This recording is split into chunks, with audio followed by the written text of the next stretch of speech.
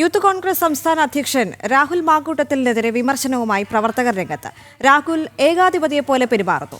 സംഘടനാ പ്രവർത്തനത്തിൽ രാഹുൽ ശ്രദ്ധിക്കുന്നില്ല. വയനാട്ടിലെ പ്രഖ്യാപനം എടുത്തുചാട്ടമായിരുന്നു. ഇടുക്കി യൂത്ത് കോൺഗ്രസ് നേതൃസംഗമത്തിലാണ് വിമർശനമുയർന്നത്. ജിജീഷ് കരുണാകരൻ ചേരുന്നുണ്ട് കൂടുതൽ വിവരങ്ങളുമായി. ജിജീഷ്, ഈ റിപ്പോർട്ടിന്റെ വിശദാംശങ്ങൾ.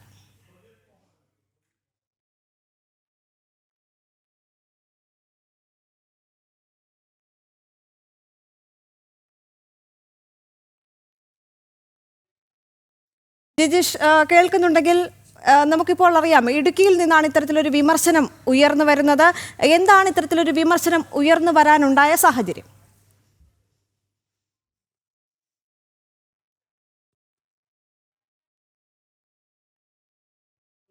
നേരത്തെ തന്നെ യൂത്ത് കോൺഗ്രസിൽ വലിയൊരു പടയൊരുക്കം നടന്നിരുന്നു. ജില്ലാ നേതൃയോഗങ്ങൾ ചേർന്ന ഘട്ടങ്ങളിലെല്ലാം തന്നെ രാഹുൽ മാങ്കൂട്ടത്തിനെതിരെ, അദ്ദേഹത്തിൻ്റെ പ്രവർത്തനത്തിനെതിരെ വലിയ വിമർശനമാണ്. സംഘടനാ കാര്യങ്ങളിൽ വേണ്ട രീതിയിൽ ശ്രദ്ധിക്കുന്നില്ല, മാത്രമല്ല ഏകാധിപതിയെ പോലെയുള്ള പെരുമാറ്റമാണ് രാഹുൽ മാങ്കൂട്ടത്തിൻ്റേത് എന്നതായിരുന്നു ഏറ്റവും പ്രധാനപ്പെട്ട ആരോപണമായി പ്രതിനിധികൾ പല ഘട്ടങ്ങളിലും ജില്ലാ നേതൃത്വങ്ങളിൽ ആരോപണമായി ഉയർത്തിയിരുന്നത്. അതുതന്നെയാണ് ഇടുക്കി ജില്ലാ നേതൃയോഗത്തിലും ഇന്ന് ഉണ്ടായത്. രൂക്ഷ വിമർശനമാണ് യൂത്ത് കോൺഗ്രസ് സംസ്ഥാന അധ്യക്ഷൻ രാഹുൽ മാങ്കൂട്ടത്തിനെതിരെ ഈ ഒരു നേതൃയോഗത്തിൽ, ഇടുക്കിയിലെ നേതൃയോഗത്തിൽ പ്രതിനിധികൾ ഉയർത്തുകയും ചെയ്തിരുന്നത്. ഏകാധിപതിയെ പോലെ പ്രവർത്തിക്കുന്നു, പ്രവർത്തകരുടെ വികാരങ്ങൾ മാനിക്കുന്നില്ല തുടങ്ങിയ കാര്യങ്ങളാണ് പ്രധാനമായും അവർ ചൂണ്ടിക്കാണിച്ചത്. സംഘടനാ പ്രവർത്തനങ്ങളിൽ ശ്രദ്ധ കേന്ദ്രീകരിക്കുന്നില്ല എന്ന ആരോപണവും പ്രതിനിധികൾ ഉയർത്തുകയും ചെയ്തു. നേരത്തെ തന്നെ രാഹുലിനെതിരെ ഉയർന്ന ഒരു പ്രധാനപ്പെട്ട ആരോപണം എന്ന് പറയുന്നത്, സാധാരണ നിലയിൽ സംഘടനാ പ്രവർത്തനങ്ങൾ നടത്തി വളർന്നു വരാത്ത നേതാവാണ്.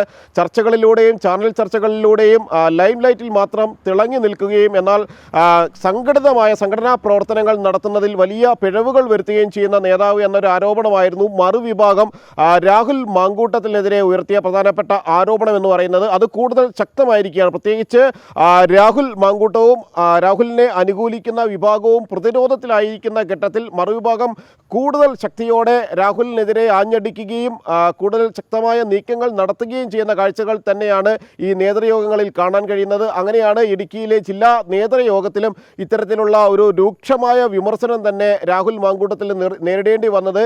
ഇതിനിടയിൽ ഒരു വട്ടം രാഹുൽ മാങ്കൂട്ടം പുറത്തേക്ക് ഇറങ്ങിപ്പോവുക തന്നെ ചെയ്തു. ഇത്തരത്തിൽ വിമർശനം കടുത്തതോടെ നേതാക്കൾ ഇടപെട്ടാണ് പിന്നീട് തിരിച്ച് രാഹുലിനെ വീണ്ടും ഈ യോഗസ്ഥലത്തേക്ക് കൊണ്ടുവന്നത്.